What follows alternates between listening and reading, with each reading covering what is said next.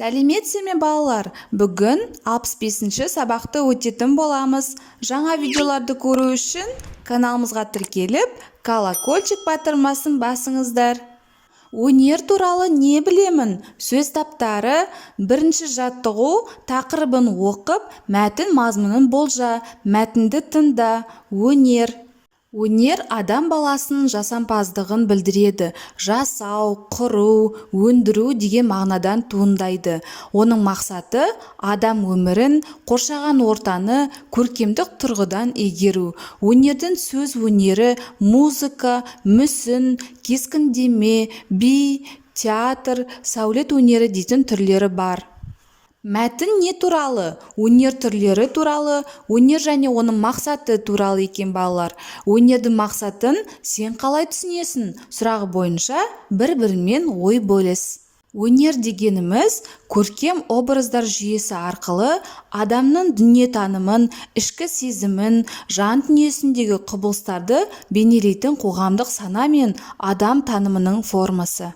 Өнердің мақсаты дүниені, адам өмірін, қоршаған ортаны көркемдік, эстетикалық тұрғыдан игеру. Көркем шығарманың бел ортасында нақты бір тарихи жағдайда алынған жеке адам тағдыры, адамның қоғамдық қатынастары мен қызметтері тұрады.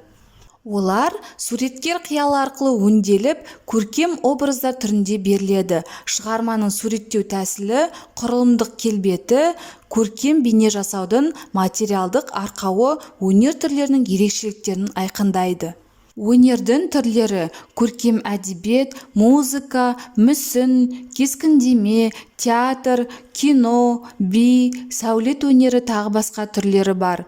Өнер жеке тұлғаның жан-жақты дамып жетілуіне, оның эмоционалды күйіне, интеллектуалды өсуіне ықпал етіп, адамзаттың қордаланған сан ғасырлық мәдени тәжірибесінен, даналығынан сусындауға мүмкіндік береді. Өнер туындысы адам сезіміне қорғау салумен бірге баяндалған оқиғаны басынан өткізгендей тебіреніске, кейіпкердің қуанышына сүйінген, қайғысына күйінген толғанысқа келеді. Эстетикалық ләззатқа бөлейді. Ол ерекше көркем образды рәміздер жүйесі арқылы айрықша көркем тіл ретінде көрініп, адамдардың санасына жол табады.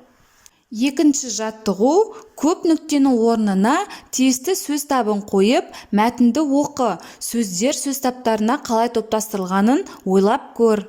Олай болса, жаттығуды орындайық. Сені жан-жағынан заттар қоршап тұр.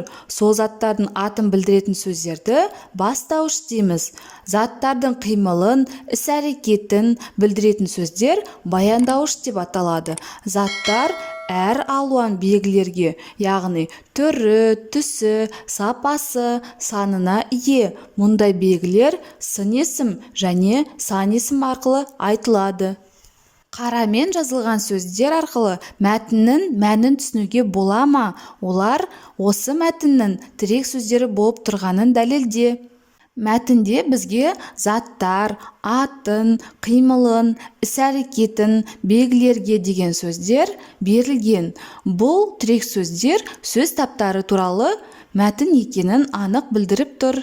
Үшінші жаттығу мақалды жатқа көркем жаз.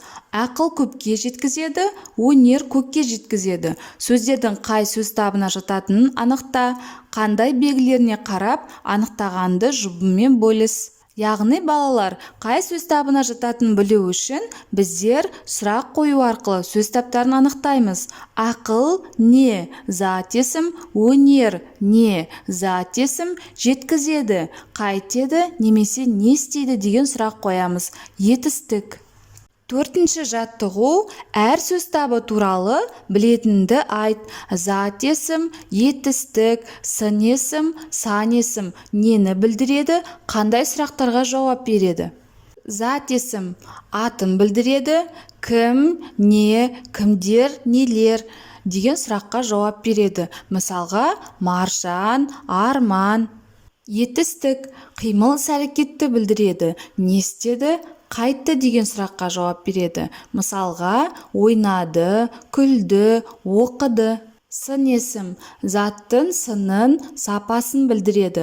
Қандай, қай деген сұраққа жауап береді. Мысалға, керемет, әдемі, таза, кең.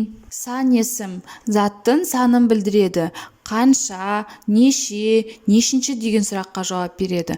Мысалға, бірінші, 15-ші. Кестені пайдаланып, сөздерді сөз таптарына талда.